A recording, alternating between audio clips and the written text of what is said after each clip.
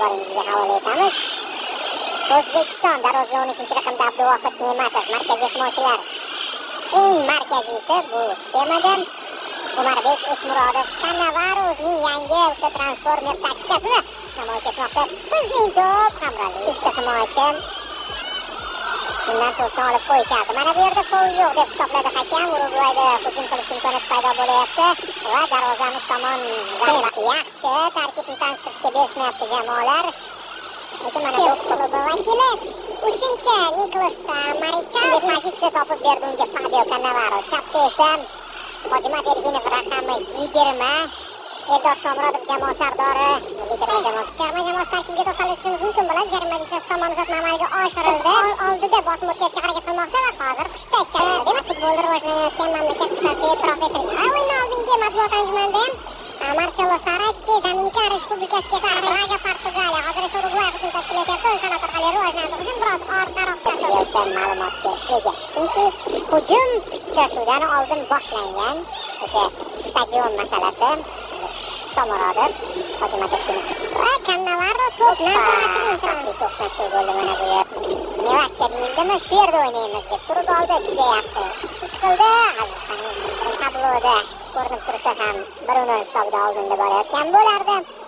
Foyda bilan o'tkazish uchun yoki rotatsiya qiladi yoki bo'lmasa rasmiy o'yin tempida o'tkazish. Mana bugun, ya'ni bu yig'inda rotatsiya qilyapti. Plus mana bu rotatsiya sun'iy holatda hal qilinmaydi, diplomatik muzokaralar olib boriladi. Faqat shunga chiroyli qilib yo'q deyiladi. Tamom, deyman deb. To'g'ri, Urugvaydagi raqib bilan bunga erishish oson bo'lmaydi, ayniqsa Bielsa shu falsafani o'zi ilgari suradi. O'zining kuzatishlarini kirityapti. Hozirdan bu yig'inni va hozircha 10 daqiqa ortda qoldi. Yomon taassurot qoldirmayapti futbolchilarimiz. Hozir Eldor Shomurodov yaxshi imkoniyatga tayyorlab qo'ygan uy vazifasi bo'lgan hujum orqali gol urdi deb hozir ham shu narsani yigitlar amalga oshirishga urinib ko'rishdi. Hozir chiziqda uzatma. Urugvayda yaxshi vaziyatga kelishi mumkin. Yaxshi. Alijonov zo'r o'ynadi. Bu to'p o'yinda faqat g'alaba qozonyapti. Hozir esa Urugvay hujum tashkil etadi deb bo'lishimiz kerak. Ichkariga uzatma amalga oshirildi. Yaxshi. To'p biroz uzoqlashdi, lekin to'laligicha hali xavf bartaraf etilgani yo'q. Yopish kerak va hujumni taxminan bir xil yo'nalishda tashkil etildi. Qanotdan uzatmalar. Mana bu ham aslida Urugvay to'pni yo'qotdi. Bizning futbolchilar qabul qilib olishdi. Alijonov fint ishlatishga harakat qilib ko'rdi. Yana shu narsani shaxsan men sezdimki, Cannavaro ko'paytirdi. Himoyachilar darhol keyin tuzalib yo'l yo'rigan shu terma jamoada ham ancha jismonan tiklani bor. Pas uzoqlashtirdi, lekin to'laligicha emas. Ehtiyot bo'lish kerakdan ko'ra dim 70dan ortiq foiz namlik. Shomurodov Eldor Shomurodov bosim o'tkazishga harakat qildi. Shoma qochdimi? Qochdi.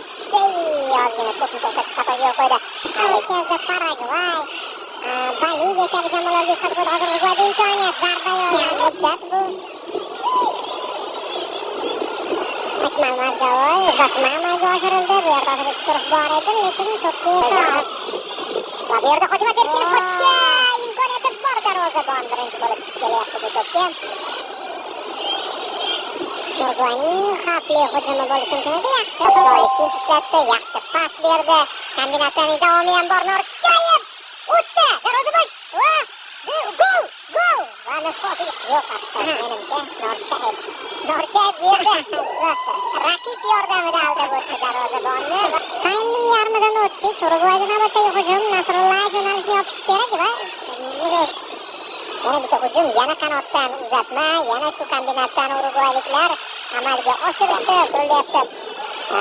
Tanlov bor, zaxirada tanlov bor. Botir Aliyev yashirin kurash olib bordi. Hamraliyev yordamga yetib keldi. Yana hech kim yo'q. Mana shu joyda Hamraliyev chiqib kelyapti. Yaxshi uzatma. Biroz G'aniyev kutyapti qanot ochilishini. Nasrullayev ochilib turganda hozir Nasrullayevning imkoniyati tushunarli yerda nima qilmoqchi. Asta-sekinlik bilan hujumlarimiz soniyam ortib boryapti. Xavflilashib ham boryapti. Yulduzli futbolchilardan iborat tanlov bor hujumda. Hattoki mana bir nechta liderlar jarohat olgan bo'lsa aytgan so'zlarini amalda tasdiqlayapti. Yana bitta hujumga urinish. Bu yerda Mazgavoy qo'shildi jarayonga. Chapga uzatib berdi Sanabriya. Qabul qildi, to'xtatdi. Ishlata olmadi chunki bu yerda Azizjon G'aniyev Urugvayga imkon berishi mumkin. To'p bo'lishi kerak. Markaz sari uzatma, xavfli vaziyat. Judayam harakat qilishdi. Mana o'sha pas, mana hech kim qaytarmadi to'pni. Va u yog'iga keyin yumshoqqina uzatmadan so'ng tayyor. Markaz uchun jang. Maydon markazini egallagan o'yinni boshqaradi degan edi bir aniqlik emas edi. Hozir esa Hojimat Erkinov to'pni egallab oladi. Erkinov unga qarshi to'rt nafar futbolchi. Erkinov o'tdi, uzatma va to'pni bermasligimiz zarur. Zarba chiziqcha uzatma. Qarshi hujum qabul qilyapmiz. Gol qabul qilmasak bo'ldi. Yaxshi. Yana jahon darajasi Mauzani ushlaganini qarang. Kevin Yohan ham kuchaytirdi hujumni Urugvay. Oxirgi daqiqalarimiz biroz xavotirli o'tyapti. Qani himoyachilar birinchi to'p. Eng muhimi hozir Urugvayning qarshi hujumini to'xtatish. Bitta pas bilan maydon markazini kesib o'tishyapti raqiblarimiz. Mana endi chap qanotdan uzatma ichkariga va yaxshi. Martinov to'p qoldi. Aldashga kirishdi shu yerda ham. Lekin himoyaviy iloji boricha kamroq aldash kerak. Ammo baribir Erkinov raqiblarni xato qilish hisob hozircha 1-0. Urugvayning navbatdagi hujumi ehtiyot bo'lish kerak. Imkoniyat bermaslik zarur. Zarba! Plus zaxiradan tushgan futbolchi ish berdi mana. Kurash boy berildi va zona ochildi. Zarba asosan o'sha Hojimat Erkinovning faolligi, Eldor Shomurodov pressing qilishi natijasida yuzaga kelgan hujumlarni eslab o'tishimiz mumkin. Standartlardan esa yetmay qoldi. Hojiakbar Alijonov Hojimat Erkinovning uzatmasidan so'ng to'pga yana Eldor pressing ostida qoldi. Unga qarshi qoida buzildi. Yana o'sha Muhammad Izzo Fikriy Kamaro'zaman. Boshqa kam unga qanotlarda Muhammad Farxon hamda Muhammad Saharuddin Ishaqlar. Alijonov Trivela yana bir bor. Eldor Shomurodov qochib ketishi mumkin. To'pni to'xtatib oladimi? Va unga qarshi qo'yishga Ziyanov maydonga tushdi. Kimning o'rniga? Mana Otabek Shukurov va Sherzod Nasrullayevlar zaxiraga olingan. Ruslanbek Ziyanov va Azizbek Turg'unboyevlar o'yinga qo'shildi. Eldor Shomurodov hujumda. Yaxshi uzatma. Xavfli vaziyat bo'lishi mumkin. Yaxshi o'ynay oladi. Parij Olimpiadasida ham mana shu jihati alohida e'tirof etilgan. Yaxshi hujum, lekin noaniq uzatma. Eldor Shomurodov Hojimat Erkinovga to'pni yetkazib berdi. Urugvayda chap qanotga to'p yetkazildi. Xavfli vaziyat yaxshi. Ofsayd bor edi. Roqda bu yerda Ruslanbek Jiyanovning uzatmasi va boshlanishi. Eldor Shomurodov pas Akmal Mazgavoy tepish ham mumkin. Tepdi, unchalik kuchli chiqmadi. Zarbasi himoyachi to'pni qaytardi. Alijonov yopish kerak zonani. Yana ketyapti urugvayliklar. Ichkariga uzatma Eshmurodov yaxshi. Hojiakbar Alijonboyev ichkariga uzatma. Xavfli vaziyat. Bu vaziyatda Turg'unboyev esa yaxshi o'ynadi. Xuddi boyam Nasrullayev uzatgani Shomurodov bilan o'ynadi. Eldor markazga Hojimat Erkinov zarba yo'lladi. Ofsayd. Futbolchilarimizni yaqinlashtirmayapti, tanasini to'sib.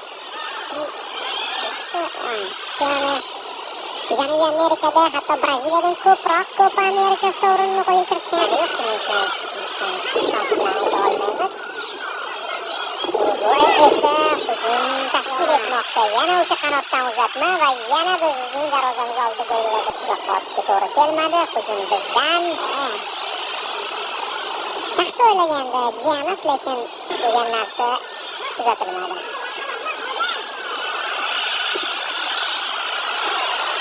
Urugvayda imkoniyat, jarima joy tomon to'p yetkazildi. Xavfli vaziyat, zarba yaxshi, ammo aniq. Yaqin masofadan darvoza bosh. Gol! Birinchi Shomurodov uzatmani urinishimiz kerak. Hojiakbar Alijonovdan Trivela pas. Shomurodov kurashga yetib chiqdi. O'ng qanotda Azizjon G'aniyev ochilyapti.